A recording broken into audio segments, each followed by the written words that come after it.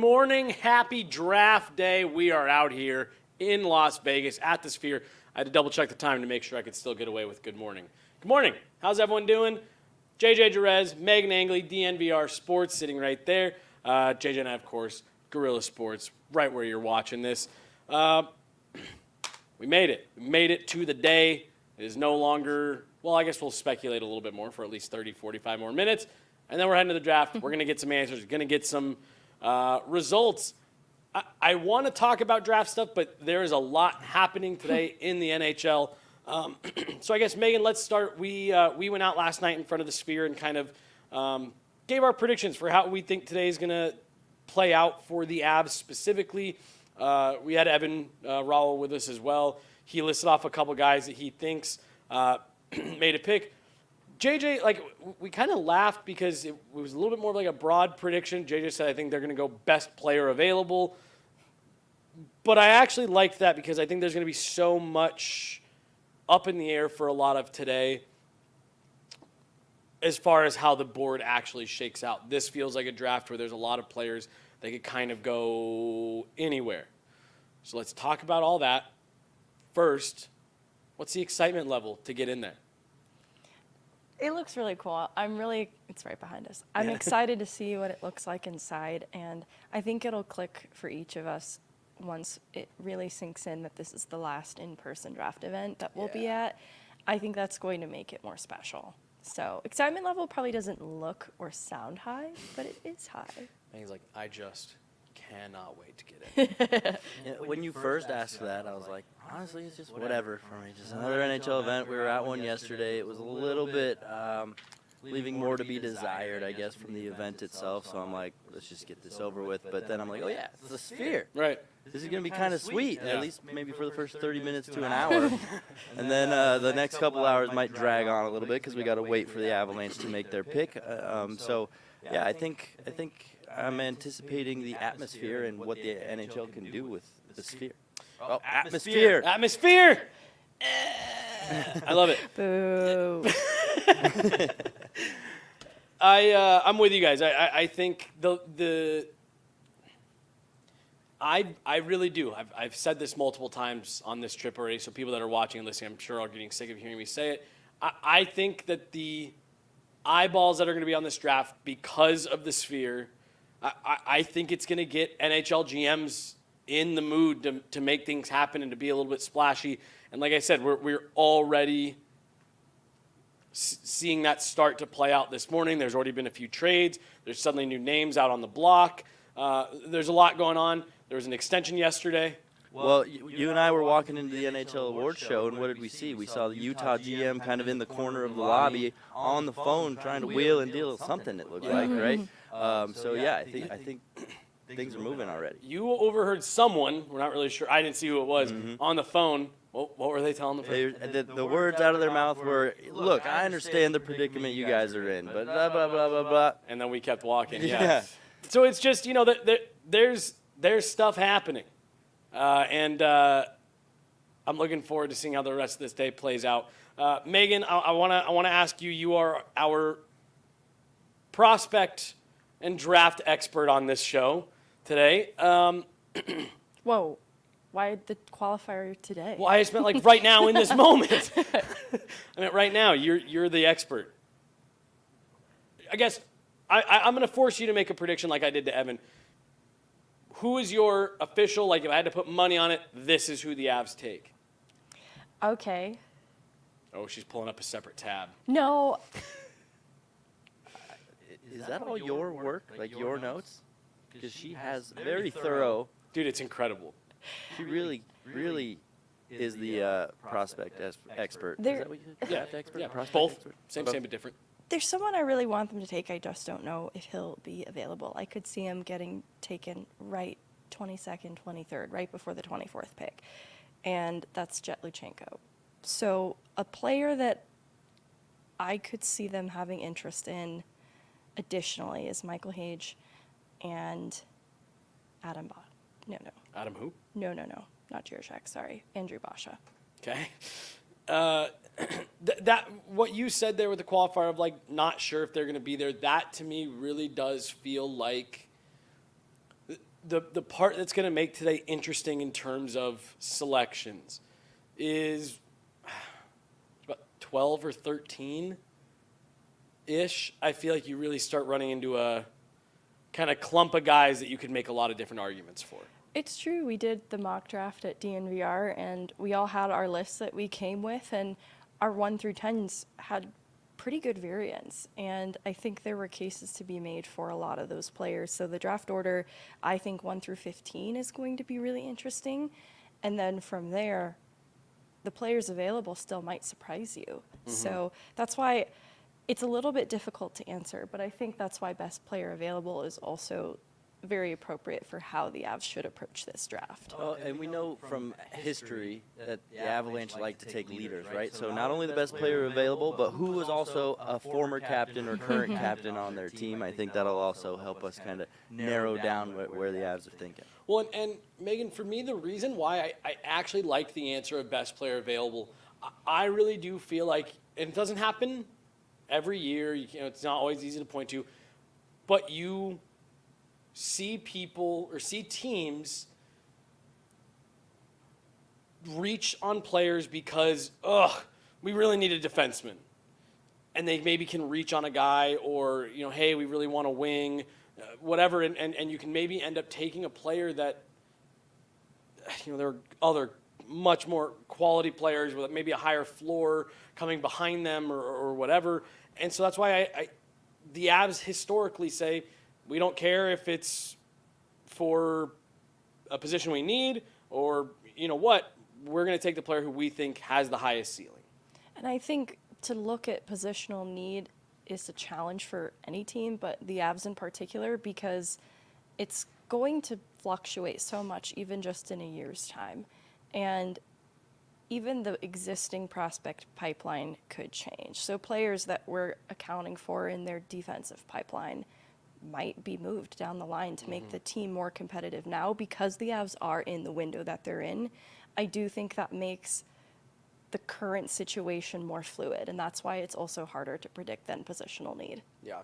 Yeah, you're right. It's and so that's why we were kind of laughing yesterday at the time of filming it when JJ said that, but then I was like, no, I actually think that's a great prediction because of how much variance, how little certainty there is into the way a lot of this draft is going to shake out. I think the only thing that you really can be sure of is if the Avs make the pick, they're going to take the highest rated player on their board. They're not going to worry about, we've shipped out defensemen. Right, yeah. Exactly. So I'm with you guys. I think it's going to be fun. This is the other fun part about being in person for the draft is when there is an off the board pick, you can hear the collective whoas. And it's who was it in? When was Pierre-Luc Dubois drafted? Same year as Jost. So it's 27? Okay. All right. Then that wasn't who it was, but wait, 2017? Is that it? Is that? Oh, it was 2017. 100%. Okay. All right. All right. Then it was the 2018 draft, the one that I was at in Dallas. There was a top 5 pick that was off the board, and I felt bad for the kid. Even everybody in the arena goes, "Oh," when I don't remember who the pick was. But you get to that's everyone's raw, genuine reaction. Executives, media members, whatever. So, yeah, I don't know. That's the other fun part of as the drama unfolds, you just get to take part in all of it in person. Yeah, I definitely remember the Cole Caulfield draft too, right? He was definitely slotted to go a lot higher, and he sunk and he sunk and he sunk, and now who's laughing, right? Yeah. Montreal got a great player out of him. So. Yeah, Martin St. Louis is laughing. I even thought the Leo Carlsson instead of Fantilli, that surprised me at last year's draft, and it was fun. Yes. And it wasn't like, That was another one boo, that drew an how audible could they reaction. possibly have Right. picked Leo Carlsson instead? It's like, oh, no, that's a really good player also. Well, and that was one too where I remember, that's another one where you're feeling pretty good if you're the Ducks about Oh, about yeah. making that pick I right really now. like how it's aged for them, too. I liked the year that Leo Carlsson had for them. For sure. With you. Let's, Megan, do you have any other thoughts on prospect drafty specifics in that kind of range for the Avs? Yeah, I know you gave a couple of the players that that you like, that you're hoping are there. But is there anything else that just like you're interested in a drafty or prospect perspective before we start getting into some of the craziness that's happening? I am excited to see where Zeev Buium goes because he rose in the draft rankings throughout this year and is now entered top 5 conversation. I think realistically it could be just outside it, like 6 or 7, but it would be one of the highest drafted DU players in a long while, and I'll be really excited for that. And he is someone that I could see going sooner, in maybe the 4 or 5 spot. So that would be really exciting, and I'm looking forward to that storyline too. For sure. It won't be today. I'm curious to see if the Abs try to get another goaltender back into the system. We're going to have to wait unless they make a move until at least the 4th round to see if they want to do that. But I believe we actually talked about it on a show a few weeks ago. Jussi Annunen, the expectation is that he's now graduated to a full-time NHL role, at least in a backup capacity for now. Do you want to try to replenish that pipeline and start that process over? Because Annunen was drafted in 2018. It's 2024, and you're hoping to move him into a backup role. And I don't think there's anything wrong with that development track. I think that's just how long a goaltender takes if you're not taking a super, super high-end elite goaltender. But I would also even push back that Jake Ottinger wasn't an immediate starter when the Dallas Stars took him in the 1st round. But it is important to plant the goaltender seed, right? Because you are counting on a longer development track. So I think that makes a lot of sense with how thinned out the goalie pipeline has become too. Trent Miner obviously is still trying to climb his way up through the ranks, and Zhigalev just didn't quite pan out. Yeah. So they should consider replenishing it and getting that development track started internally. Yeah. No, I think they have to. Yeah. I think it's a must. With Prosvetov likely not going to be back, they've had so many flops on the goalie position in recent years. Zhigalev comes to mind. Adam Warner comes to mind. So, yeah, I think it's a position of need that they got to start putting some people down there to see what they've got. That's such a good point, JJ, about the 2 names you listed. I even think of Sammy Idacalio. All guys that at one point you were like, okay, maybe they got something. Either whether it be impressive AHL numbers or, an impressive first look and a first start, and then it's just materialized into nothing. If they're able to get even a full-time NHL backup out of Annunen, that feels like a massive success story for the goaltender development. So I agree with both of you, and I think you're right, JJ. I think it's important that this weekend they get someone back into the system. I'm hoping that I've been told that Prosvetov has an offer on the table. I don't know if that makes a lot of sense for him, Right. given what's in front of him now contract-wise. I don't think he's looking to just be an AHL goaltender. I think he's looking to push for NHL time. So if it's not, Or even KHL. well, that's what I'm saying. Like if he's not going to get a full-time at least shot at making an NHL roster, I think it makes sense for him to go back to the KHL. I think he's a quadruple A player right now. I think he's too good for the American League, but he really needs someone to give him a chance at the NHL level. Yep. So I'm with you guys. Let's keep talking about goaltenders here. Maybe thus far, the most surprising, for me at least, bit of news that we've seen out of this week is an 8-year extension for Jussi Saros with the Nashville Predators. Clearly, he was wanting to stay put. We went into this summer, and I really thought that we were going to be potentially seeing Jussi Saros on the move, as Yaroslav Askarov is really starting to knock on the door of being NHL ready and ready to take over for Jussi Saros. And to me, that type of extension for Saros, I would not be at all surprised to see Askarov moved this weekend.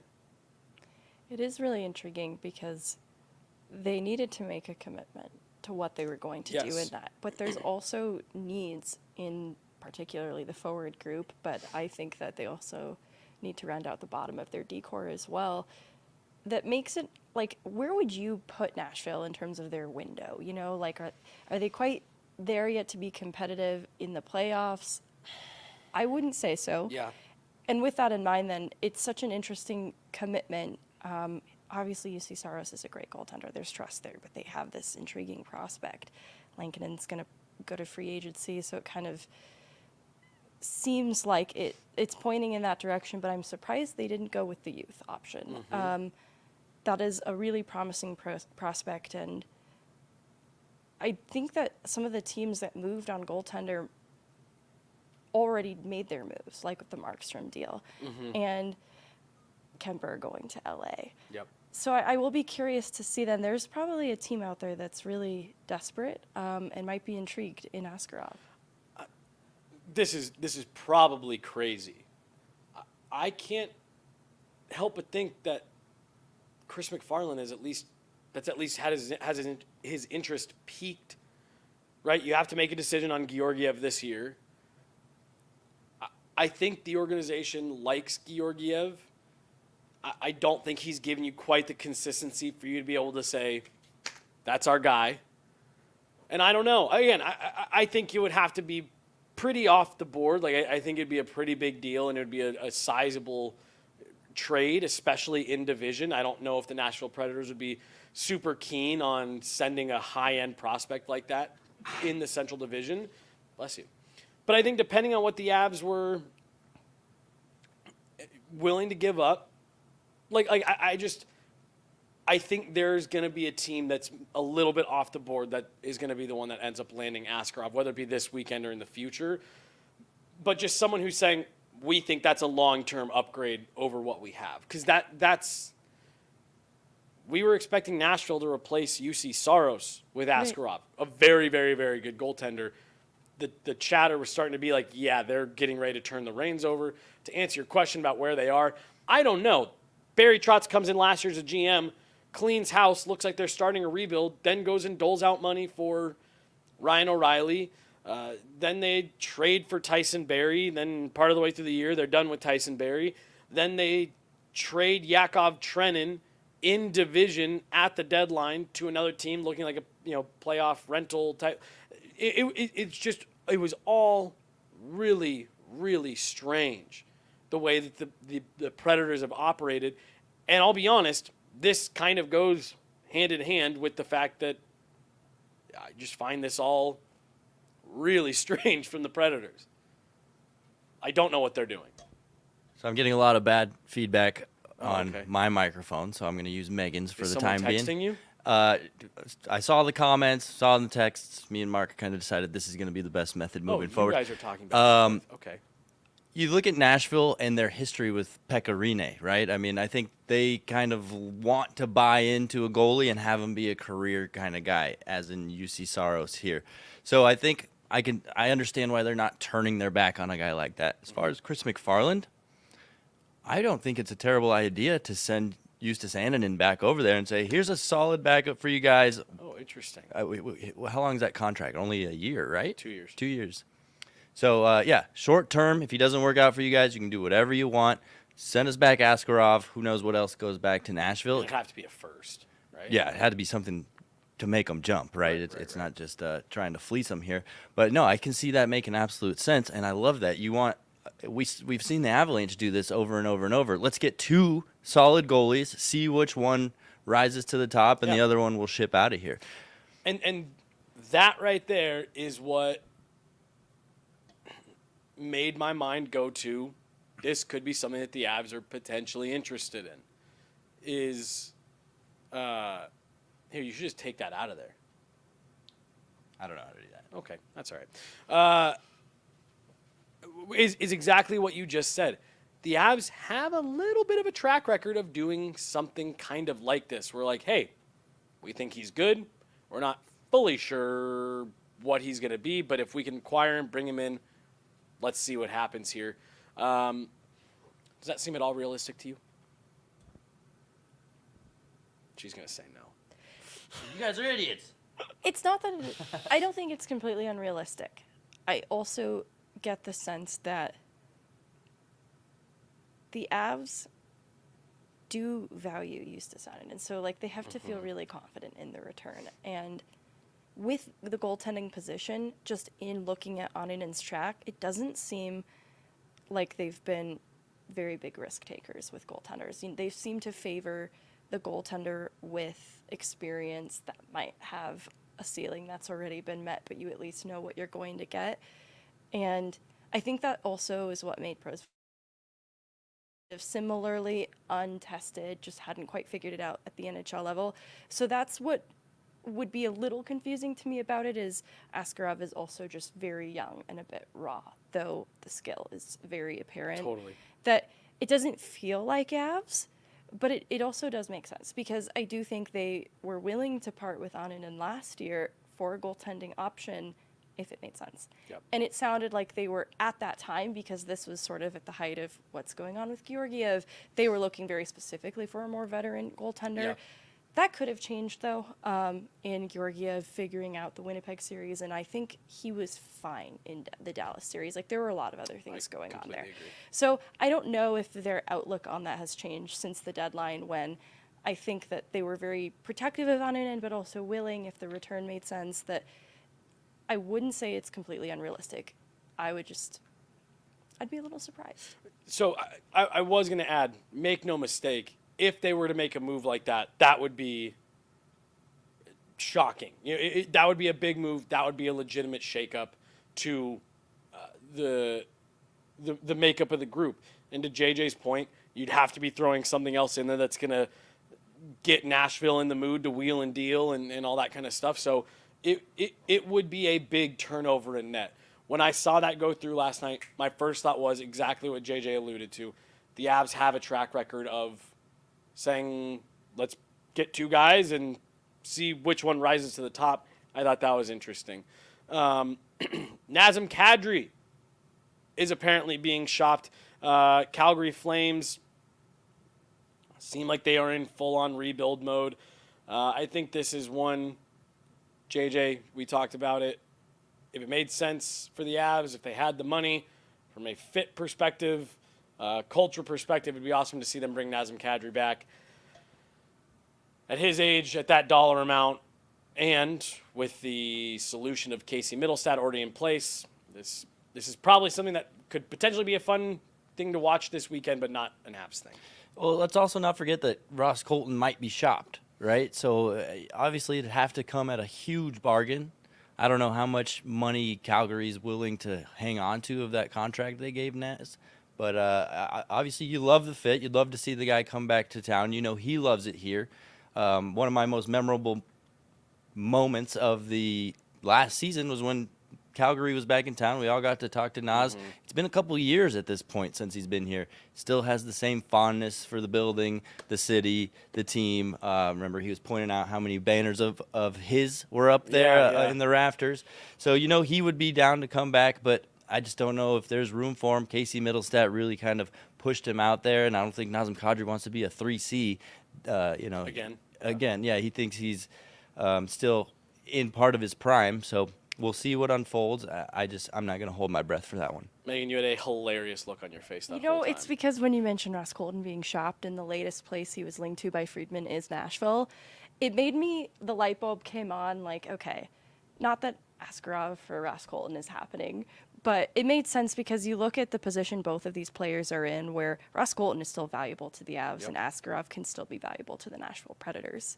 The issue is what role is available to them now and in the near future, and the Middlestat contract kind of changed Ross Colton's trajectory in Colorado. Yep. And so I do find it interesting now. It's like, that could be an intriguing, I'm not saying Ross Colton is being traded for Askarov. I just want to be so clear. But it did light bulb moment that, separate from Nazem Kadri too. Yeah. Sorry, that was such a you're derail. Good. You're good. That did put that back into my brain, that there's some interest in Ross Colton from Nashville. So not even sure what the return would have to look like, putting Askarov aside, right? What the Avs would be getting back in return. But that would also help them to make a little bit more room. Not Nazem Kadri room, but I will be excited to see what is going on with Calgary next, because if Cadri moves, it does feel full on rebuild. They have had a lot of big pieces move out, and we've been talking a lot about Shillington on our podcast as a defenseman we'd love for the Avs to take interest in. And if Calgary is fully committing to something of a rebuild, that makes the Shillington dream come alive, and I'm kind of excited by that. It lives. It lives. Hold on to that because I'm going to talk to you about this. What the LA Kings did this morning. I want to find it so I make sure I have the exact details in front of me. Paid a lot to move up, I believe, 6 spots. And Megan, I just wanted to get your thoughts on. It felt rich to go from, what was it, 20, and now this is crazy that I can't find it. They swapped with the Montreal Canadiens. All right, here we go. So hold on. I'm sorry. The Canadiens were moving up from 26 to 21. So they moved up 5 spots. To do that, they swapped 26. They also added 57 and then a 7th rounder, 198. Megan, you've got to really, really, really like someone to be able to give up 3 picks to move up 5 spots, yeah? I wonder. What the hell they were doing? Me too. I wonder too if there's another trade linked to this and they wanted a 21st as part of the deal. That feels also though still a little bit confusing. That's so specific, but I could see it maybe being a tertiary part of that because you're right. Once you get into the mid-20s range, there's a lot of good players still available, but with equal question marks. Right. NHL upside is there, but it's just the ceiling could be topped out in a middle 6, middle pair kind of role. Right. So I'm not 100% sure what they're doing. It would be so interesting if they are locked in on a very specific player, though. I almost don't believe that is why, but Right. I'll be excited by the drama of it if that is why. Well, and that was why I wanted to ask you because Let me see who I have around that place. it just didn't seem like a big enough jump to justify moving up, or justify giving up that much to move up just 5 spots. This is breaking right now. Patrick Allvin, GM of the Vancouver Canucks, says Nikita Zadorov will be hitting the free agent market on July 1st. Will not be re-signing with the Vancouver Canucks. So there's a name that will be on the move. Last thing that I wanted to talk about particularly, and again, if there's anything else that we want to talk about, Steven Stamkos. Julian Breezewalk came out this morning, said that contract talks are continuing, but that they aren't 100% certain that anything's going to be able to get done by the July 1st deadline. JJ, I'll start with you. If the Lightning aren't able to get a deal done with Steven Stamkos, is that an acknowledgement that we had a phenomenal run from 2015 through 2024? We had 9 years. We went to 4 Cup finals. We won twice. But it's on to the next chapter. We've seen Tampa Bay kind of struggle with their salary cap for a few years now, right? So I think this is just more indication that they're still trying to do some juggling. We say it all the time. You have to crack some eggs to make an omelet. It's maybe one of their biggest eggs to crack. But Steven Stamkos, is he the same Steven Stamkos that he was 5-6 years ago? Definitely not. So I think they're just being a little bit realistic, understanding what they have in front of them, and it's an unfortunate move, but one that they might just have to be making. Especially, I think, a Steven Stamkos type guy at this point in his career. He's like, I still think I deserve really good money. Mm-hmm. They're probably sitting there being like, we don't necessarily agree. So, I think that's always the tough part is players still want to get paid the way they're used to getting paid, and in some cases, the team doesn't agree. So, yeah, we'll see how that unfolds. I'd be shocked to see it, right? That's once you go that long, for nothing, right? Once you go that long as the captain of one team, you expect a little bit more loyalty there. But at the same time, Tampa Bay is used to winning, and they don't want to jeopardize that winning culture just to prove their loyalty to one guy. So, Megan, he just said it might be an egg you got to crack. 40 goal scorer last year, 80 points. 40 goal scorer, 81 points, excuse me. Is that an egg that you're willing to crack if you're the Tampa Bay Lightning? Actually, do you know his contract, what it was? I can tell you right now. It was 9. Oh, no. Wait. Oh, yeah. Here we go. 8-5. Okay. 8 years, 8.5. And I remember that was a big deal, but the whole thing was no state tax. He took home more there than the $11 million offer he had from the Leafs. But 8.5, that's really not as much as I thought. No, it's not terrible. And I'm looking at the way the Avs are constructed, just for example, and 80 points is top 6. Maybe more second line, but right in there with a first line role, which was his role, next to a Nikita Kucherov, which I think, I don't want to suggest that bolsters the production because Stamkos is also that player in his own right. But I do wonder if there's some concern about that amount of money for the top line role that might more realistically, maybe moving forward, look like a second line role. That could be hard to justify because that should be a player they're still interested in, but they had to make a tough decision with Ross Colton too. Yeah. I don't doubt that they still liked Ross Colton, but Cirelli coming up the way, like they just had to make some decisions for players like that too. I think that's what has created how the money is being spent in their forward core right now. I wouldn't want to move on from Stamkos, but I think the money and the role starts to make a little less sense, even though this is still a very valuable NHL player. It's just we're having a similar conversation about Ross Colton already a year into his contract. Yeah. Well, and you make an interesting point about the role. Braden Point, who is also a center, was one of the first 6 players for Four Nations this morning.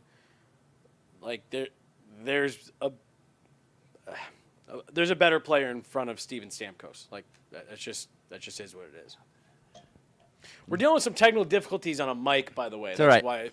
why we're all just really good friends, but also It feels like we're the Temptations over here, right? It's my turn, now your turn.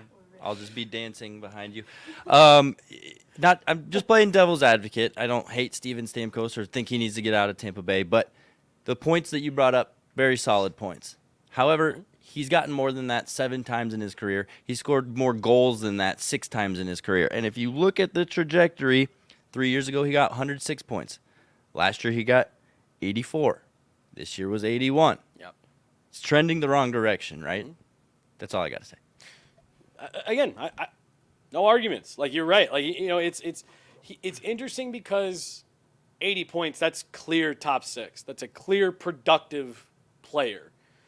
And that's why I do wonder what if they were to walk, if they were to say, we're going to let you go, he decides to go, it does just feel a little bit like an admission of like, we don't think this player is the player that he used to be, and we're turning the page on that chapter, and then I don't really know what comes next. Because as we've learned here in Colorado, and I think maybe people have gone a little bit overboard on it the last couple of years with Gabe not being here, but there's so much more that goes into, especially a captain and a leader, culturally and the way that they communicate with the coaches and with management and with things like that, we saw it in Calgary. Everyone praised the moves they made. Was that just last summer? Or was that 2 summers ago? I think it's 2 summers 2 summers ago. ago. That's right. 2 summers ago.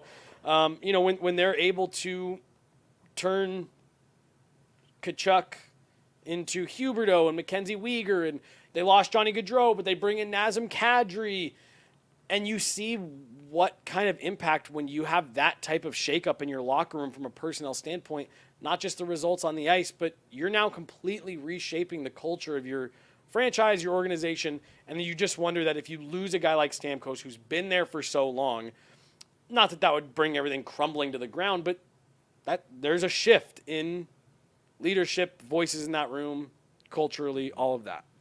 Well, and you have to make sure, too, that there's somebody in mind for that top line Right. then in his place, because you don't want to squander Kucherov and Point at their peak prime performance either. Yeah, you don't want to waste that. All right. Winding down with the announcement of the Four Nations tournament. Megan, like we were talking yesterday, I'm excited for best on best. This feels like a weird tournament, right? No, it does. It does feel a little bit weird. I'm excited. I'm always excited when there's more opportunity to watch hockey, but it's not all Yes. created equally. Like this feels like was it the World Championship over this summer? Yeah. With Czechia winning. Yep. Still found that to be fun. Not quite the same though as like Olympic best on best. Right. You don't really like this, right? Yeah, not into it. Feels like a money grab for sure, but I think it's still going to be entertaining to watch. And I think from the players' standpoint, they're going to approach it more like a preseason, right? This is their warm-up to the Olympics. Let's start to feel each other out, see what kind of chemistry is there. Does Nathan MacKinnon, in fact, work on a line with Sidney Crosby before it actually starts to count, right? So I think they're going to take it seriously as players, and, the competitive side of them is going to come out, and everybody wants to win it. And I'm going to watch it. Shoot, we might even be there, right? Right. So I'll complain about it until it starts, and then I'll be into it. Perfect. I love that. So each nation, the 4 different nations, Canada, Finland, Sweden, U.S., named the first 6 players to each one. If I'm going purely based on the first 6, I'm betting heavy on Canada to win the whole thing. They're going to have an issue in net, so we'll see how that eventually shakes out. But for Finland, Sebastian Aho, Alexander Barkov, Colorado Avalanche's Mikko Rantanen, Miro Heiskanen, Esa Lindell, and Jussi Saros. That's a good group. For Sweden, the first 6 are Philip Forsberg, William Nylander, Mika Zibanejad, Gustav Forsling, Victor Hedman, Erik Karlsson. For Team USA, what? Just was going to say that's an aging group. Yes. I like it, but for the U.S., Jack Eichel, Austin Matthews, Matthew Tkachuk, Adam Fox, Quinn Hughes, Charlie McAvoy. I like it. That Austin Matthews, Jack Eichel, adding a guy like Matthew Tkachuk to that group is like the right kind of mean. But Canada, first 6 for Canada: Sidney Crosby, Nathan MacKinnon, Brad Marchand, Connor McDavid, Braden Point, Cale Makar. Woof. That's going to be a lot of fun to watch. Do you know, Megan, when they're announcing the rest of those rosters? No, I'm actually in my email trying to find more. You should grab that mic. No. Cool. I'm just curious as the USA goaltending. I think that's what I want to keep my eye on because with Hellebuck, Demko, and Ottinger, those are 3 really good guys to pick. I wonder who's going to really take over that starter role. Well, and it's so funny because a few years ago, it's John Gibson and Jonathan Quick and Ryan Miller. Those were considered like the U.S. cranks out goaltenders here for sure. All right, JJ, any final thoughts for today? No, I got all my thoughts out in the last 3 days. I feel like I'm running out of thoughts Got a lot over of here. thoughts here. Megan, final thoughts for today. Draft is coming up here in 4 hours. No, I'm just kidding. I actually don't have any final thoughts. That's all good. That's fine. So sorry. That's all good. I don't have any either. So let's get out of here. We're all going to get I need to go find some food, get changed up, head on down to the Sphere, get inside, and we'll be bringing you guys all kinds of great content from there. Make sure you guys are following Megan. I know most of you probably are. She's so fantastic at what she does. I love JJ being able to react live in real time to how meticulous you are and how prepped you are for a week like this. So make sure you guys are following along. Megan's one of the absolute best. Lucky to have her on here with us. Mark pulled everything together again today. He's running around. He's crawling on the floor. He's getting everything done for us, making it all happen as he always does. So big shout out to him always for making sure this is all possible. That's JJ Jerez. I'm Jesse Montano, Guerilla Sports. Big thanks to Meghan Angley for coming on. We'll be back right back in your guys' face tonight at the Sphere. We'll talk to you soon. Thanks so much.